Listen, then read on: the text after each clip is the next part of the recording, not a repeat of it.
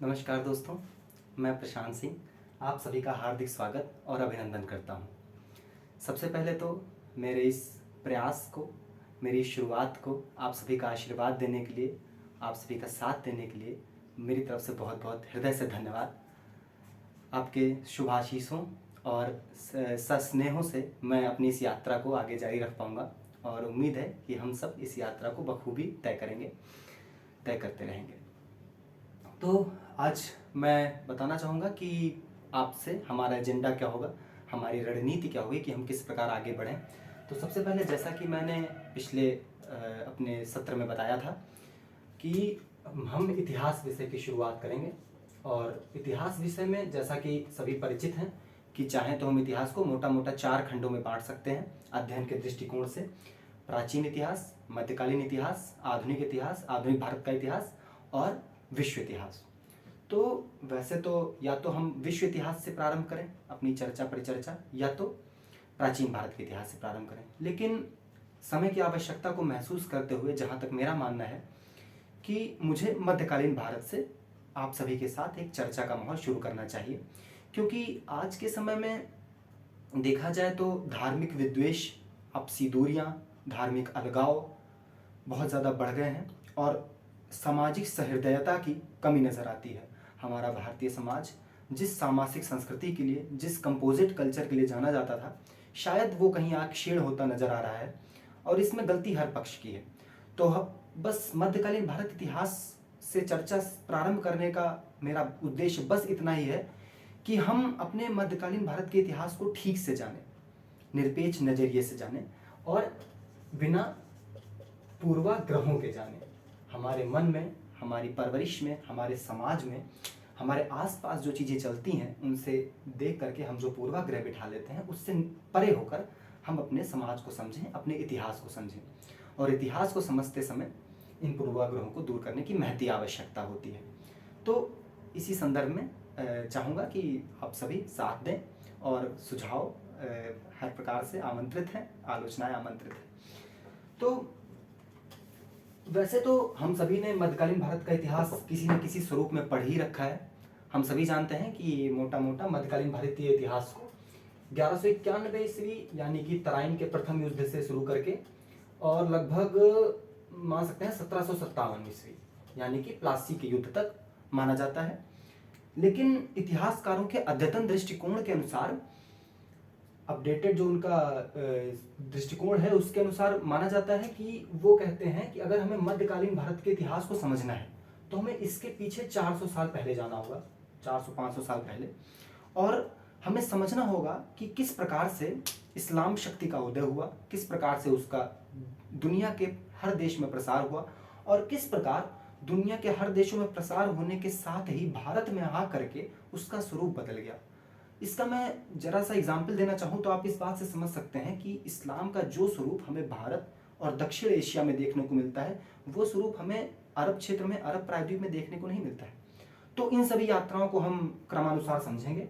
और मैंने अपनी पढ़ाई के दौरान ये अध्ययन किया है, ये समझा है कि अगर हमारी इतिहास की पढ़ाई में बीच में गैप बन जाता है तो उसे भरना बहुत मुश्किल होता है। जैसे कि हम पढ़ते हैं तो प्राचीन भारत के इतिहास में हम पढ़ते आते हैं, फिर हम चोल पढ़ते हैं, चालुक्य पढ़ते हैं, चेर पांड्य पढ़ते हैं, आगे राष्ट्रकूट, ये सब पढ़ते हुए चले आते हैं, राजपूत वंश तक पढ़ते हैं। फिर अचानक से हम देखते हैं कि क्या किसी मोहम्मद गोरी का आक्रमण हो गया। तो मोहम्मद गोरी कौन था, सोचते हैं कि हाँ तुर्क था, आक्रमण हो गया।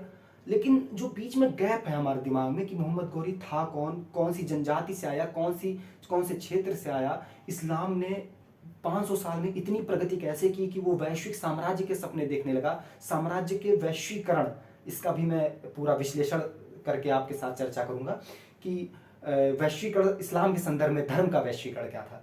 तो इस तरह से चीज़ों को समझेंगे तो हम इस चीज़ों को समझेंगे कि कैसे 400 साल में इस्लाम कहाँ से कहाँ तक पहुँचा और एक कबीलाई क्षेत्र से निकलकर, अरब क्षेत्र से निकलकर कैसे साम्राज्य की नींव पड़ी।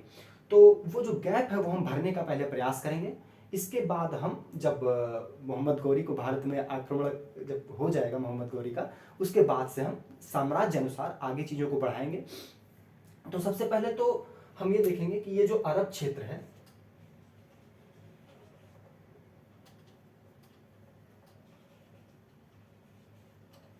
क्षेत्र, अरे ये अरब क्षेत्र नहीं है, ये तो अभी बस हिंट के लिए।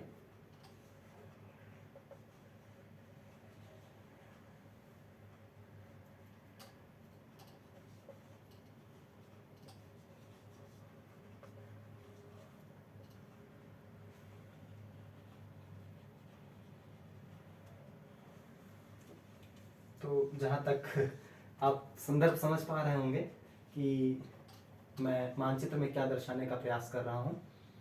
ये हमारा प्यारा भारत, और इसके बाद ये हमारा पूरा अरब प्रायद्वीप, ये अफ्रीका महाद्वीप, ये हॉर्न ऑफ अफ्रीका निकला हुआ है, ये हमारा गुजरात तट, और इसके बाद हम यहाँ देखें तो यहाँ हमें यमन देश नज़र आएगा, यहाँ ओमान, यहाँ यूएई, और यहीं हमें यहाँ कहते हैं कुवैत नज़र आएगा, और यहाँ पे इसके बाद इधर आएंगे तो हमें यहाँ सीरिया, ईरान, इराक, और ऐसे यहाँ पे इजराइल, ऐसे सब देश नज़र आते जाएंगे। तो ये अरब प्रायद्वीप है, और यही हमारा मक्का है, यही मदीना है, जहाँ से इस्लाम का उद्भव माना जाता है। तो इस्लाम कैसे यहाँ से निकल करके पूरा इतना लंबा रास्ता तय करके कैसे भारत में प्रवेश कर सका, तो इन सब बातों पर चर्चा करेंगे।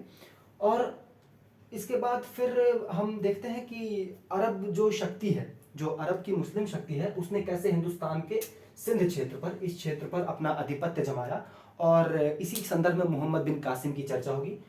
मैंने अपनी पिछली वीडियो में बोला था कि मोहम्मद बिन कासिम को प्रथम पाकिस्तानी बताया जाता है। मेरे एक हित मित्र ने मुझे सुझाव दिया कि मोहम्मद बिन कासिम प्रथम आक्रांता था, भारत का मुस्लिम आक्रांता। जी बिल्कुल सही बात है, लेकिन जो मेरा संदर्भ था उस सत्र में मेरा संदर्भ ये था कि जो इतिहास को पढ़ने का दृष्टिकोण होता है, वो प्राचीन इतिहास या फिर पहले बीत गया हुआ इतिहास भी हम आज बनाते हैं अपने हित साधने के अनुसार। कैसे?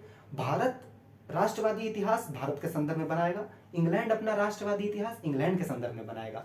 वहीं बात कीजिए अगर पाकिस्तान की, तो हमारा पड़ोसी मुल्क पाकिस्तान है, अपना कोई इतिहास तो है नहीं, उधारी की जिंदगी है, तो उसको अपना इतिहास बनाने के लिए क्या चाहिए? अभी खैर हाल ही में पाकिस्तान की नई शिक्षा नीति आई है, वही कश्मीर का राग अलापना शुरू किया है, तो वो तो खैर उन्हीं की खुराक पे जिंदा है वो। तो अब पाकिस्तान के संदर्भ में, जो पाकिस्तान में जब 1958 में जब पहली शिक्षा नीति को लाने का प्रयास शुरू हुआ, तो उसमें जो है मोहम्मद बिन कासिम को उजागर करने की कोशिश की गई और बताई गई कि कैसे एक आक्रांता था, लेकिन वो पाकिस्तान का जनक था। ये बात आप अध्ययन करेंगे, विश्लेषण करेंगे, तो आपको समझ में आएगी कि कैसे पाकिस्तान में इस शिक्षा नीति को प्रमोट किया गया, ताकि वहां के लोगों में भारत से अलग, भारत से ना जुड़कर, भारत की संस्कृति से ना जुड़कर अलग संस्कृति विकसित की जा सके वहां के छात्रों में, वहां के आगे आने वाली पीढ़ियों में। तो मैंने इस संदर्भ में मोहम्मद बिन कासिम को पहला पाकिस्तानी कहा था, वो इतिहास लेखन के संदर्भ में कहा था। तो इसके बाद फिर हम पढ़ते हैं, जब इनका आक्रमण हो जाता है तो फिर महमूद गजनवी का आक्रमण पढ़ते हैं, सोमनाथ का लुटेरा। और फिर हमारा मन तुरंत बेचैन होता है कि अभी हम मोहम्मद बिन कासिम का पढ़ रहे थे, ये महमूद गजनवी कहाँ से आ गया, और महमूद गजनवी आया, ये तुर्क क्षेत्र कहाँ से आ गया, आखिर तुर्क इस्लाम कब से हो गए। तो इन सब उधेड़-बुन में हमारा मन चलता रहता है। तो हम अपनी यात्रा के चरण में इन सब चीज़ों को साफ करने की कोशिश करेंगे। इसके बाद महमूद गजनवी के बाद जो उसके तथाकथित उत्तराधिकारी के रूप में मोहम्मद गौरी जो है गौर प्रदेश का जो था वो आता है, और वो आक्रमण करता है। उसी के साथ तराइन का युद्ध होता है, और तराइन का युद्ध होता है पृथ्वीराज चौहान के साथ, 2 युद्ध होते हैं। तो उसके बाद आगे कैसे नींव पड़ती है एक साम्राज्य की, एक धीरे धीरे एक राज्य से कैसे साम्राज्य की नींव पड़ती है। और हम ये भी समझने की कोशिश करेंगे कि तराइन में युद्ध क्यों होते थे, जो सीमा वाले युद्ध होते थे तराइन में क्यों होते थे, और पानीपत में ही क्यों हुए, सारे मुख्य युद्ध पानीपत में ही क्यों हुए। इस तरह के प्रश्नों का उत्तर खोजने का हम प्रयास करेंगे। और फिर इसके बाद हम ये मंगोलों का नाम हम बहुत सुनते हैं, और आखिरकार जो मंगोल जाति, जो खैर यहाँ मानचित्र नहीं है लेकिन फिर भी आप समझ जाइए कि मैं मंगोल कहाँ इशारा करना चाह रहा हूँ, कि मंगोल जाति जो है वो इतनी उत्तरवर्ती क्षेत्रों में थी, वो कैसे मुस्लिम परिवर्तित हुई, और किस प्रकार से मंगोल इतने आक्रांता थे, और उन्होंने कैसे आक्रमण किए, कैसे उन्होंने संस्कृति को क्षति पहुंचाई। जो चंगेज खान का जो वंशज था हलाकू खान, कैसे उसने एक लाइब्रेरी को जला दिया, जिससे प्राचीन जो इतिहास था वो सारा जलकर खाक हो गया, अलग अलग देशों का जो अरबी भाषा फारसी भाषा में संकलित किया गया था। तो इस तरह की चीज़ों को हम समझने का प्रयास करेंगे। इसके बाद आकर हम ये देखने का प्रयास करेंगे कि किस प्रकार से भारत में एक राज्य की नींव पड़ी और कैसे वो गुलाम वंश तो खैर अब इतिहासकार नकारते हैं क्योंकि गुलाम वंश कहना उचित नहीं है, इलबारी वंश कहा जाता है क्योंकि वो इलबारी जनजाति से थे। तो इलबारी वंश, फिर खिलजी वंश, तुगलक वंश, सैयद वंश और आगे चलकर लोदी वंश, और किस प्रकार से एक साम्राज्य की नींव पड़ती चली गई। दरअसल इतिहास पढ़ने के क्रम में सबसे महत्वपूर्ण होता है कि यदि हम अपने मन में तथ्यों का संचय नहीं करना चाहते हैं तो हम परिवर्तन के तत्वों को रेखांकित करते हुए चलें। परिवर्तन के तत्वों को रेखांकित करने का तात्पर्य यह है कि हम इतिहास को कई खंडों में बांट लें और इतिहास को हम बांटें राजनीतिक, सामाजिक, सांस्कृतिक और आर्थिक खंडों में। पॉलिटिकल, सोशल, कल्चरल और इकोनॉमिक, ऐसे खंडों में बांट लें और एक यात्रा करनी शुरू करें कि एक उदाहरण के तौर पर कुतुबुद्दीन ऐबक को इलबारी वंश का संस्थापक माना जाता है, तो वहां से हम यात्रा शुरू करें और राजनीतिक परिवर्तन के तत्वों को रेखांकित करते हुए उत्तरोत्तर आगे बढ़ते चले जाएं और आगे लोदी वंश तक पहुंच जाएं। खैर मुगल काल भी आएगा, मुगल काल भी आगे हम पहुंचते चले जाएं। तो इस तरह से हम देखें तो एक हम यात्रा शुरू करेंगे तो हम परिवर्तन के तत्वों को रेखांकित करेंगे और हमें परिवर्तन के बिंदु अगर स्मरण है तो हमें कठिनाई नहीं होगी। इसी प्रकार हम सामाजिक पहलुओं पर नजर डालते चले कि दास की स्थिति क्या थी, स्त्रियों की दशा क्या थी, वैवाहिक संबंध कैसे होते थे, धर्मांतरण कैसे होता था, ठीक है। तो इस तरह की चीजों को सांस्कृतिक पहलुओं पर नजर डालते चले जाएं और एक इसमें छूट गया है प्रशासनिक चीजों को देखते चले जाएं। प्रशासनिक में क्या कि प्रशासन कैसे चलता था, उसमें न्यायिक व्यवस्था, जैसे कि आज हम लोग मुस्लिम शरीयत सुनते हैं तो उसमें किस प्रकार से मुस्लिम शरीयत में कुरान, हदीस या सुन्ना से लेकर के कयास तक की चीजें सामने आने को मिलती हैं और कैसे इस्लाम में उत्तरोत्तर कट्टरता आ गई। जो इस्लाम भाईचारे की बात करता था, मुस्लिम मिल्लत की बात करता था, मुस्लिम मिल्लत मतलब मुस्लिम ब्रदरहुड की बात करता था, उस इस्लाम में किस प्रकार से कट्टरता देखने को मिली। तो ऐसी चीजों को हम देखने का प्रयास करेंगे। आगे सामाजिक चरणों में भी इस प्रकार से, और सांस्कृतिक सबसे महत्वपूर्ण कि किस प्रकार से स्थापत्य से लेकर के संगीत, नृत्य, गायन से लेकर के और चित्रकला के तत्वों को रेखांकित करने का प्रयास करेंगे। और आर्थिक में हम प्रयास करेंगे कि किस प्रकार से आर्थिक व्यवस्था, बाजार व्यवस्था या फिर राजस्व प्रबंधन किस प्रकार से किया जाता था। तो ऐसी हम चीजों को देखने का प्रयास करेंगे। इसमें हम सैन्य को प्रशासन के अंतर्गत ही रख सकते हैं। कुल मिलाकर इन 4-5 चीजों के अंतर्गत हम एक अपनी यात्रा पूरी करने का प्रयास करेंगे। इसके बाद हम अलग से थोड़ा डाइवर्ट होंगे और क्षेत्रीय राज्यों की चर्चा करेंगे कि किस प्रकार से जब सेंट्रलाइजेशन कमजोर होता है, केंद्रीयकरण की स्थितियां कमजोर होती हैं, तो कैसे क्षेत्रीय शक्तियां सर उठाती हैं और क्षेत्रीय शक्तियों के सर उठाने से बहमनी और विजयनगर जैसे साम्राज्य हमें देखने को मिलते हैं। इस प्रकार हम आगे बढ़ेंगे तो हम थोड़ा सा भक्ति काल की चर्चा करेंगे क्योंकि मध्यकाल में भक्ति और सूफी परंपरा महत्वपूर्ण हो जाती है और ये समझने का प्रयास करेंगे कि सूफी परंपरा जो विकसित हुई, जो मुस्लिम की एक अमूल्य धरोहर मानी जाती है संस्कृति के मामले में, उसका विकास, उसके विकास में, सूफी परंपरा के विकास में क्या कहीं बौद्ध धर्म का भी प्रभाव दिखता है? जी हाँ, कहीं बौद्ध धर्म का प्रभाव। तो ऐसी चीजों को हम टटोलने का प्रयास करेंगे, थोड़ा रोचक बना के चीजों को, केवल तथ्य ना लेते हुए संकल्पनाओं को लेकर आगे बढ़ेंगे, जिससे रोचकता के साथ हम ऐतिहासिक पहलुओं को, ऐतिहासिक बिंदुओं को स्पष्टतया याद रख सकें। जैसे एक उदाहरण के तौर पर मैं एक बताऊं, जैसे मोहम्मद बिन तुगलक का नाम सभी जानते हैं, तुगलक वंश का राजा था, सनकी या पागल कहा जाता था उसको। लेकिन ऐसी क्या परिस्थितियां हुई कि उसकी इतनी अच्छी अच्छी योजनाएं असफल हो गई। एक तो कहा जाता है कि उसकी इच्छा शक्ति कमजोर थी, लेकिन सिर्फ इच्छा शक्ति कमजोर होना एक कारण नहीं हो सकता है। किस प्रकार से उत्तर पूर्व से आक्रमण हो रहे थे, किस प्रकार से और परिस्थितियां बन रही थी, तो ऐसी चीजों को हम थोड़ा रोचकता के साथ समझने का प्रयास करेंगे, भक्ति और सूफी समझने का प्रयास करेंगे। सल्तनत कालीन जो भक्ति आंदोलन का स्वरूप है वो मुगल कालीन भक्ति आंदोलन से कैसे पृथक रहता है उसकी चर्चा करेंगे।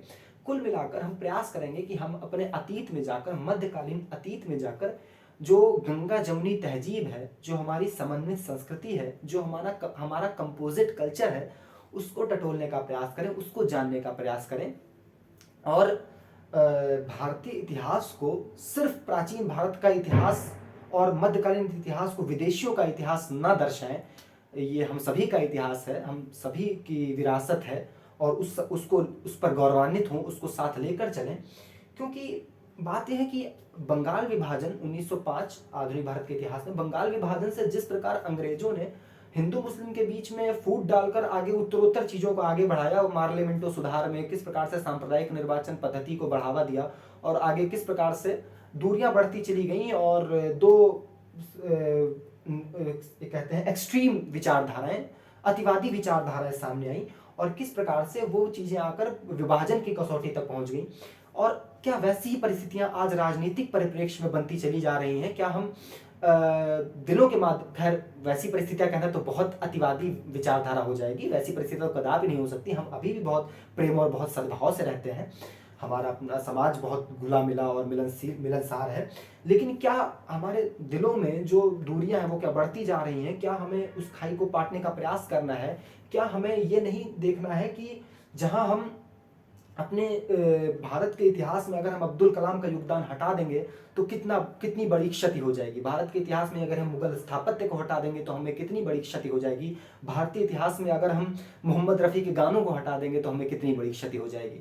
तो इन सब चीज़ों को आगे बढ़ते हुए देखना है और एक निरपेक्ष मानसिकता से बिना किसी पूर्वाग्रह के समझने का प्रयास करना है कि क्या सच है, क्या गलत है, किन चीज़ों का राजनीतिकरण करके हमें बरगलाने की कोशिश की जा रही है और क्या वास्तविकताएं हैं। तो इन सब चीज़ों को हम समझने का प्रयास करेंगे। आशा है कि आप सभी मेरा साथ ज़रूर देंगे। और बस आज मैं खैर सुझाव पर, मैं आप सबके सुझावों पर काम कर रहा हूँ। मैं आपसे अपने सत्र को थोड़ा छोटा रखने का प्रयास करूँगा और कोशिश करूँगा कि आवृत्ति बढ़े, सत्रों की आवृत्ति बढ़े, फ्रीक्वेंसी बढ़े। 1-2 दिन में मैं आपके साथ एक बार चर्चा कर सकूं, मिल सकूं, ये ज़्यादा ज़रूरी है, ना कि एक दिन में बहुत लंबा वीडियो बनाने के। तो मैं यहीं पर अपनी चीज़ों को रोकता हूं। कल यानी कि जब हम अगली बार मिलेंगे तो हम मध्यकालीन भारत के इतिहास को समझने का प्रयास करेंगे और सबसे पहले इस्लाम के उद्भव की परिस्थितियों को समझेंगे और इस्लाम का उद्भव किन परिस्थितियों में हुआ और इस्लाम का स्वरूप आज तक इतना आक्रामक क्यों है, उसकी जड़ कहाँ है और इस्लाम में धर्म पहले क्यों आता है, राजनीति बाद में क्यों आती है, उसकी जड़ कहाँ है। इन सारे प्रश्नों का उत्तर खोजने का हम प्रयास करेंगे। तो आशा है आप सभी ने इस सत्र से कुछ ना कुछ सीखा होगा, जैसे मैंने बहुत कुछ सीखा है। तो सुझाव, प्रश्न जो भी हों और जो भी आलोचनाएं हों, जो भी प्यार हो, सब कुछ आमंत्रित है। और मेरे साथ बने रहने के लिए और मुझे अंत तक देखने के लिए आप सभी का बहुत बहुत धन्यवाद। जल्दी फिर मिलेंगे। धन्यवाद।